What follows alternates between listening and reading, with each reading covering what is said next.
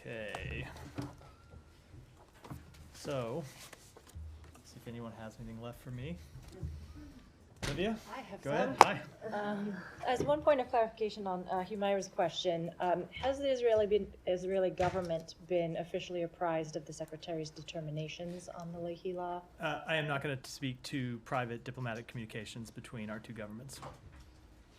Well, has official notification been offered to the Israeli government? I think to answer that question, I'd have to violate the answer I just gave you, which is I'm not going to speak to the private diplomatic conversations between our two countries. As the Secretary made quite clear when he was up here, we'll have more to say about this matter soon, and unfortunately you'll just have to wait until that time. Would it be in conversation that such notification is given, or is there like a... I'm just not going to get into the exact details. Sorry. In the region, can I stay, or just... Yeah, go ahead. On Iran, do you have reason to believe that we've seen the last of the direct kinetic exchanges between Iran and Israel?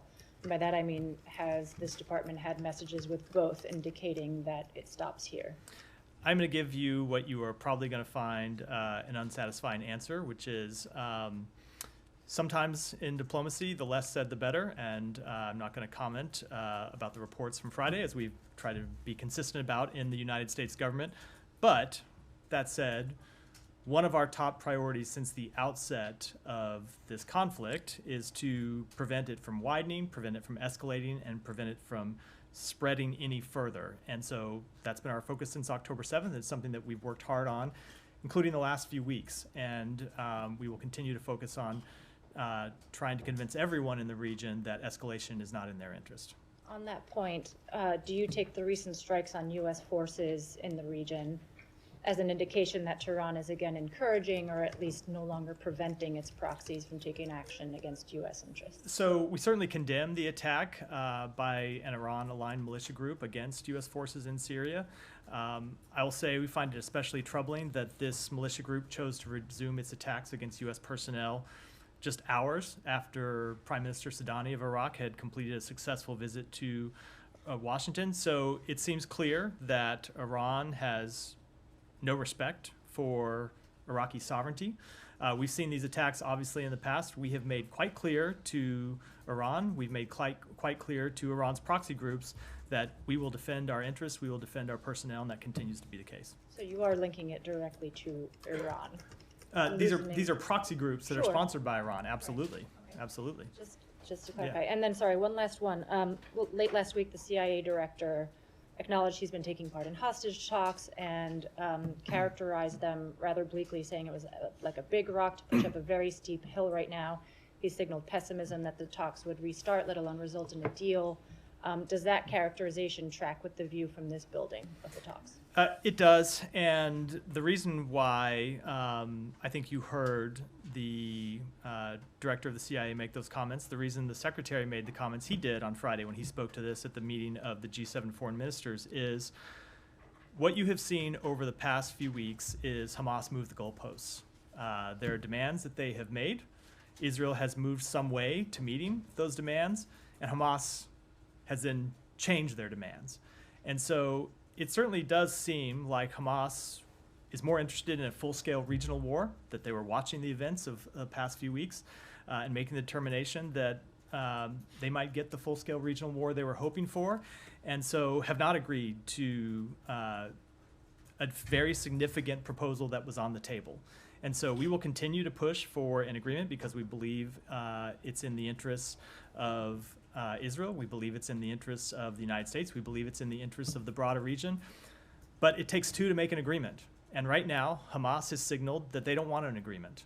And the ball is very much in their court. And if they really had the interests of the Palestinian people at heart, as they claim that they do, then they would accept this agreement. Because this agreement would get an immediate ceasefire.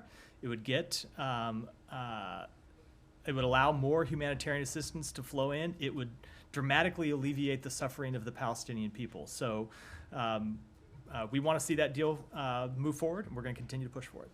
And sorry, that's the state of play. Hamas either accepts this deal or nothing. I'm not going to get into the negotiation process.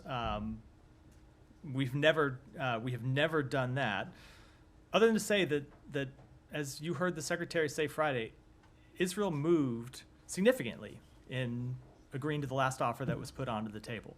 And Hamas in response has moved the goalposts. We think they ought to accept the deal. Thank you. Say, go ahead. Thank you, Matt. On Saturday, Palestinian civil defense crews have uncovered a mass grave with 180 people, including women, men, and children, that Israel had basically killed those people. That's what they're saying. Are you aware of the report, and do you have any comment on it? I've seen those reports, and we are inquiring about it with the government of Israel. Will the U.S. press the Israelis to find out more about this? That's exactly what we're doing. Okay. One more question on UNRWA. The final report shows that Israel has failed in submitting any evidence on the participation of UNRWA staff in the attack on October 7th. And it seems that the Secretary General has accepted the finding by Ms. Catherine Colonna, who ran the report. Will that be acceptable to you, that the Secretary General has accepted that, and would you have any further comment on this? So a few things. Number one, we have just received the report and are reviewing it itself, and so I don't want to make any assessments until we've been able to complete that review of the report, which we just received this morning. Certainly, we welcome the fact that the Secretary General has accepted the recommendations. We have long made clear that there needs to be reforms at UNRWA, and we would welcome the UN making the reforms that former Foreign Minister Colonna made in her report. I would also say that we understand there is another investigation the UN is still conducting. So that one has been completed, there's another one that's ongoing. But certainly we have always made clear that we think the role that UNRWA plays is indispensable in providing and facilitating the delivery of humanitarian assistance, not just in Gaza, but in the broader region. We continue to support the work that they do. Okay. Was the U.S. a bit too precipitous in cutting off funds to UNRWA before all the facts? Saeed, I think people forget sometimes the timeline and the facts on which we made that decision to suspend funding and confuse what it is we actually did. So the U.S. did not make that determination based on the government of Israel presenting us evidence. We made that determination when UNRWA came to us and said they were aware of these allegations, they had investigated them, they had found them to be credible. And again, this is with respect to the 12 UNRWA employees who are alleged to have participated in the October 7th attacks, not any of the broader allegations that have been leveled at UNRWA. UNRWA itself had done an initial investigation, had found those allegations to be credible enough that they had fired all or most of those employees. So no, I think we acted appropriately given the facts that were presented to us by UNRWA, not by Israel, but by UNRWA. And so we welcome the conclusion of this first investigation. We'll look to see what the other one produces. Nadia, go ahead. I'll come. No, go ahead. I just want to follow up what the Secretary said. He said that the State Department does not practice double standard when it comes to Ukraine and Gaza in terms of human rights violation. I mean, I want to put aside whether it is targeting civilians, whether it's mass graves that have been discovered, whatever. I just want to ask you specifically on the statement that the Secretary made, and he said Russia is committing war crimes when it cuts off water, electricity, and fuel on a civilian population. Israel did exactly the same. How can you say that Russia is committing a war crime and the Israelis are not? What's the technical difference? So I would say that we have engaged with the government of Israel to get more humanitarian assistance, and we have seen them take steps to allow more humanitarian assistance in. That is fundamentally the difference. And we have seen over the past few days Israel repairing water pipes to ensure that water can get in. And of course, they were letting water flow in through Rafah and through Kerem Shalom, along with food and other medicine and other humanitarian assistance. Now, that said, it has also been our assessment that that has not been sufficient and that they needed to allow more in, which is why you've seen us engage at the highest levels of the government, including President Biden himself making quite clear to Prime Minister Netanyahu that they needed to do more and that our policy would be that the policy determinations we make will depend on the decisions that Israel makes. So there is a difference in the situation in how Russia has behaved and how Israel has behaved, and we have engaged with Israel to see them allow more humanitarian assistance in. It's not something you can say about Russia, which has continued to intentionally target civilians. As the Secretary made clear, one of the big differences in this conflict is that you have in Gaza a terrorist organization that's embedding itself inside a civilian population. The Ukrainian military doesn't do that. It's not something, and so that makes the entire nature of the conflict different, but it doesn't change the standard that we expect Israel to hold itself to. Right. But legally, that's even, you cannot target civilians, even if you have a terrorist organization embedded in hospitals and schools. Of course not. Legally That's speaking, what I mean. That's what I mean. That's what I mean yeah, about war crime. it doesn't change the standard that Israel should be held to. Absolutely. Right. And just one last thing also about what he said. He said, like, there is a difference between dictatorship and democracy in terms of investigation. Israel does its own investigation. I'm just wondering, because Israel is not just, the democracy in Israel is not analogous to Western Europe or to the United States, because it's still an occupying force, and that's the difference, fundamental difference between Israel and the rest of the democracies, because it has an army that's occupying people by force in the West Bank and Gaza as well, even if they withdraw the troops. So my question to you is this, how do you judge him if most of this investigation, basically the results have no accountability for most of the soldiers, because even if it's a democracy, Israel does not have a track record of investigating itself and give us a credible record that we can go by and we say, yes, they are right, because they are capable of doing that. So a few things. First, just broadly speaking, Israel is a democracy, and Israel does have checks and balances inside its system that are very different than when you look at Russia. Israel does have a track record of conducting investigations into its military and at times imposing accountability measures. We have seen them do that. They have made those accountability measures in public in the past. It doesn't mean that those are always at the level that we would want from the United States government. It doesn't mean it's always at the level that other interested parties would want. But they do have a track record, including in this conflict, of opening investigations. They don't always publicize them, but they have made us aware of investigations that they are conducting. And we will look to see that those investigations are fair, and that if accountability is merited, that accountability is what is imposed. And so they have a long track record of going back of investigating soldiers and others who take actions that are inconsistent with humanitarian law or inconsistent with the Israeli military code of conduct. But that said, we also make our own assessments. And we will make our own assessments based on the facts, based on the law, and we will call it like we see it. But I do think it is a bit of a false equivalency. It's not to say, and by that I mean, I'm not trying to criticize you. It's not to say that Israel should be immune from criticism. They absolutely shouldn't. But it is a very different system than Russia and other countries that have no. Yeah, I know. That's what I'm saying. I'm not quibbling with your question at all. With other countries that have no means of mechanism, or that don't have a free press that demands accountability, or don't have freedom of speech and open debate. You see protests in Israel. You see the free press digging into things that they're doing. And you, of course, see their own internal accountability mechanisms. But as I said, we will continue to monitor and make our own assessments. Humera. Just a couple of small follow-ups here and there. When you were answering about UNRWA, you said the United States has taken into account what UNRWA told the United States. But have you seen any evidence, either from UN itself or Israel, with regards to those allegations? So I'm not going to speak to first of all, with respect to the UN report that came out today. We've seen the report, people are reviewing it. With respect to the broader allegations about the 12, I don't know if the Israeli government has provided them to us. We didn't necessarily need it when you have UNRWA coming and presenting the findings. UNRWA obviously, when they come and say they have investigated it themselves and found them to be credible, it's not necessarily in their interest to do that. When you have an organization that's come and told us that on the front end, I don't know that we need corroborating evidence from the government of Israel. UNRWA itself has said that they found it. But that said, it may be that we've interacted with them on that. I'm just not aware. Okay, but I mean, just super be clear, there are two separate investigations right now. One focusing on the 12 people whose result hasn't come out yet, and there is the... That's my understanding. The United Nations should speak to that. But yes, that's my and then there's the Colonna report whose Right. result has come out.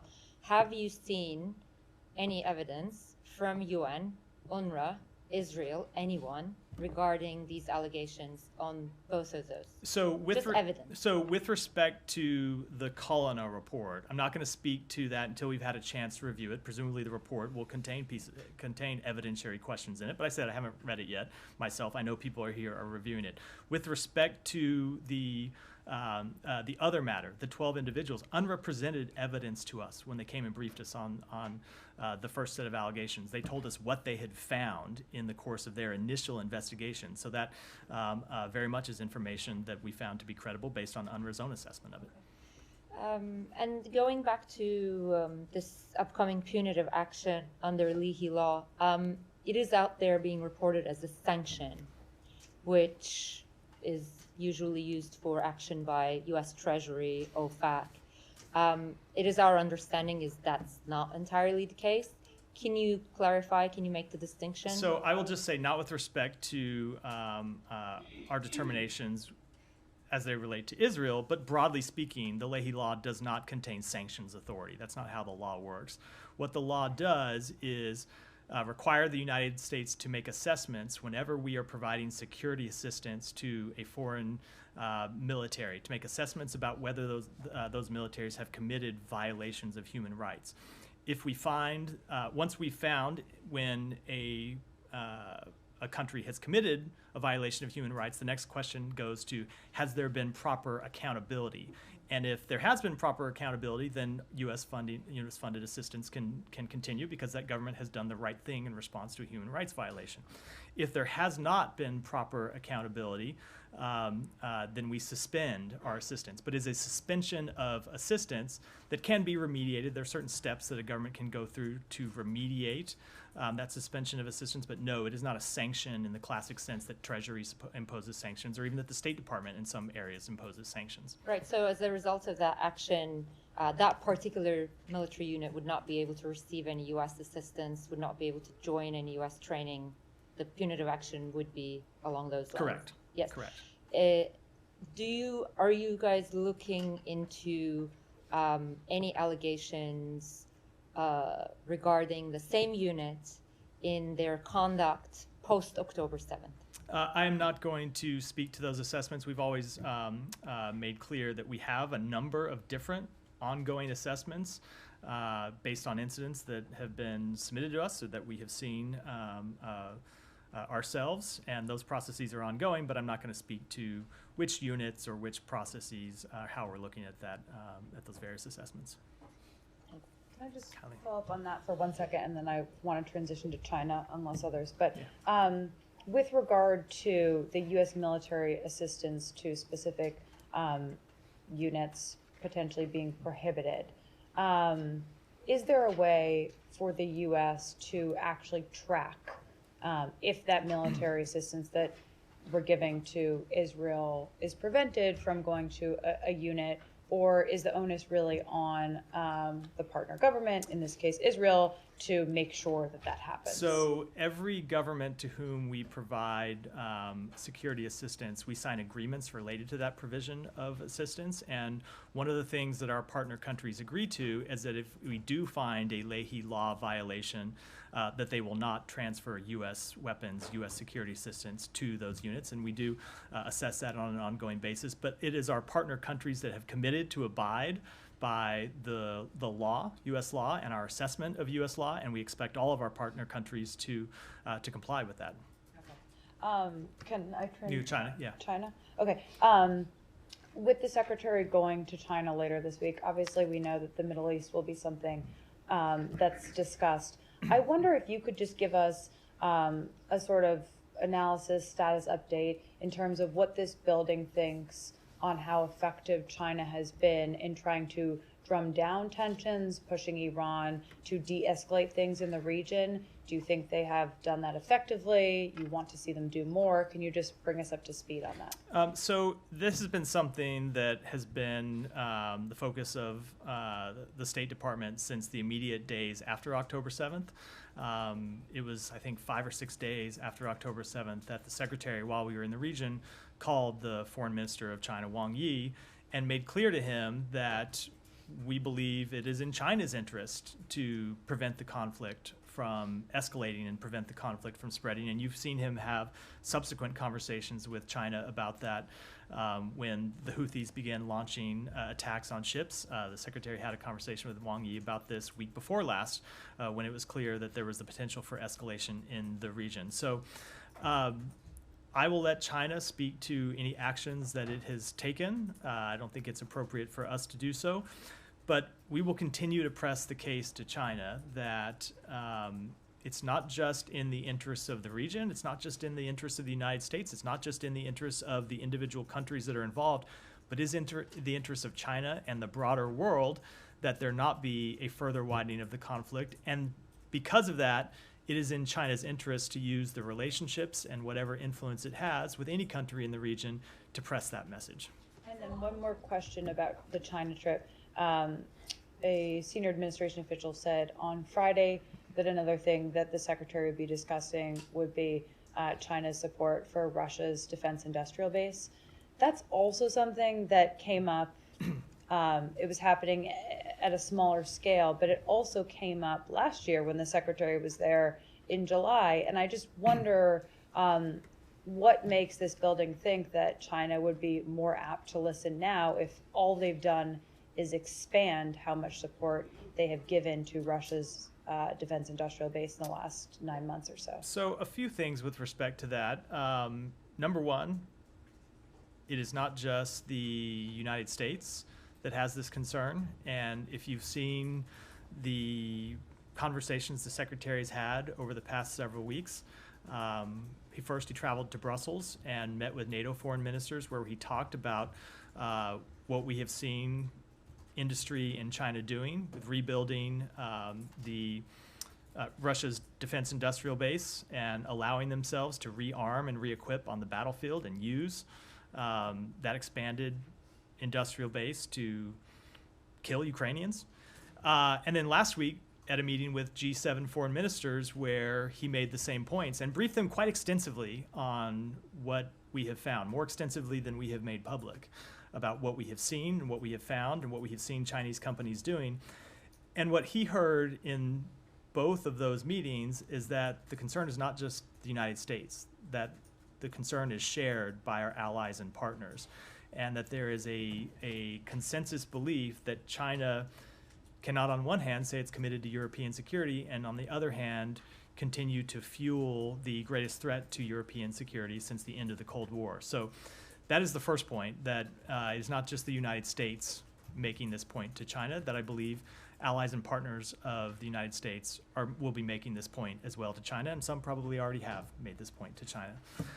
And the second thing is that we will be there to have very direct, very clear conversations with them about these concerns and lay them out in detail. And I will say in the previous trip, it was a different situation where we had not seen China transferring direct arms to Russia, which is something you may recall from the outset of this conflict we were very worried about, and we saw China say that they wouldn't do it, and we have not assessed that they have transferred direct arms. But at the same time, we made clear to them that we would be watching what Chinese private companies did, and we wanted China to take action to stop the transfer of goods that could be used for Russia's industrial base, and that we were prepared to take our own action. We have taken our own action. We've imposed more than 100 sanctions and export controls targeting Chinese companies that have provided such equipment to Russia. And we, of course, won't hesitate to do more if appropriate. So we will go in and deliver these messages, not just about what we did last year, but how the changing environment we've seen, and the views of our allies and partners as well. And with that, I'll apologize, because I recognize that was an extremely long-winded answer. Thank you.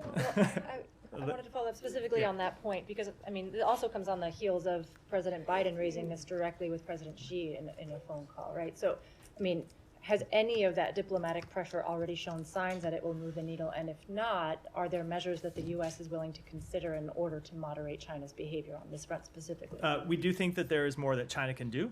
And we have always made clear that we are willing and able to take our own actions if appropriate, and I think I'll leave it at that for now. Janie, go ahead. And then we're going to wrap in a few. Sorry not to get to everybody's, but we've been out for an hour now. Two questions. North Korea launched a large number of cruise and ballistic missiles last weekend, and North Korea declared that all missiles can be equipped with nuclear weapons. As you know, China and Russia continue to ignore North Korea's missile provocations. How will the U.S. resolve on this?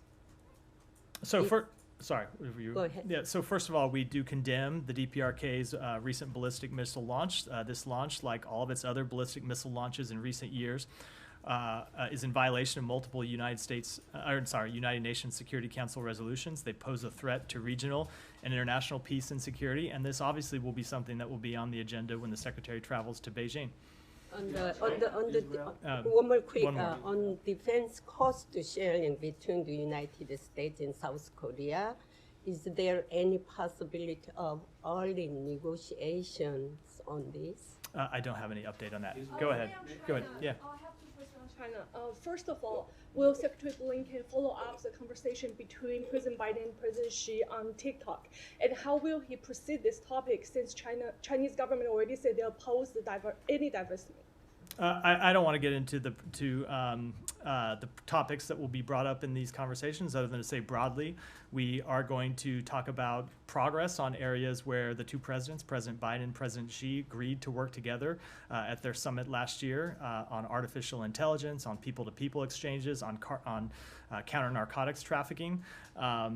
We will be raising areas where we have concern. We'll be talking about a number of international issues. Spoke already to the Middle East and, of course, to the war in Russia.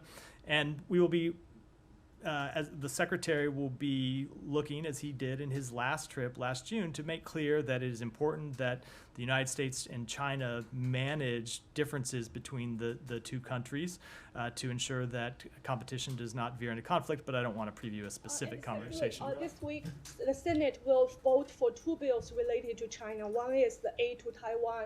The second one is on TikTok. Do you feel these bills may give Secretary Blinken more leverage when he goes to China to start his negotiation? No, I don't see them as connected. All right, go ahead, and then last question for today. Yeah, go ahead. Regarding the evacuation of displaced Palestinians from Rafah before the starting of IDF military operation, will they be transferred to a buffer zone between the Egyptian and Palestinian borders? And what the role of the Palestinian Authority will play in this issue? So I will just speak on behalf of the United States and say that we don't want to see Palestinians evacuated from Rafah unless it is to return to their homes. And we have made that quite clear to the government of Israel that we don't think there's any effective way to evacuate 1.4 million Palestinians. There's no way to conduct an operation in Rafah that would not lead to inordinate civilian harm and would severely hamper the delivery of humanitarian assistance. And that's the point that we continue to make to them. There is no plan to transfer them. I will let the government of Israel to speak to their plans and interests, but that is the point that the United States has made clear to them. Excuse me, under the bombing, they will force to leave. For that, there is guarantee if they left, they will return, go back home. I'm sorry, I don't understand. If starting the operation, military operation, under this threat, they will force to transfer. I understand. So I don't believe a Rafah operation has begun. That said, Israel has been carrying out airstrikes in Rafah as it has throughout the Gaza Strip since in the days just after October 7th, but it has not launched the full-scale ground offensive that we have heard them say that they are going to launch and that we have made clear that we think would be a mistake. That said, two things with respect to that, not really with respect to this, one with respect to a potential operation, which is, as I just said, we don't think that there is a way to effectively evacuate all of the people who have sought refuge there, sometimes people who have been displaced more than once. But separate and apart from that, we do want to see people able to leave Rafah to go home to their homes, if their homes still exist, and to their neighborhoods, and to begin rebuilding their homes. That's a question entirely separate from a military operation. We want to see that happen because we want to see the Palestinian people in Gaza be able to restart their lives and rebuild their lives and ultimately bring this conflict to a close. And with that, we'll wrap for today. Thanks, everyone. Sorry, we've been going for more than an hour, so I'll wrap.